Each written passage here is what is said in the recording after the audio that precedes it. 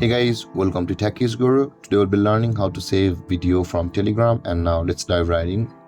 Now to save video from Telegram, first open up your Telegram app. After opening a Telegram app, guys, open the chat box of the person through which you want to save the video to your gallery. For example, you can see, guys, I had sent the video over here. Now in order to save the video from that person, the procedure will be same.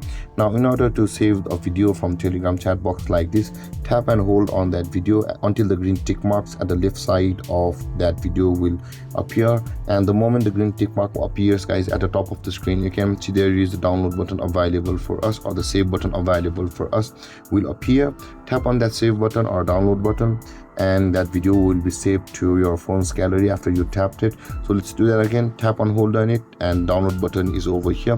Now the procedure is also same for the video from your friend which you want to save on your device. That option will be available on the video no matter you sent it or your friend had sent it. And that being said, guys, tap on it to save that video to your gallery.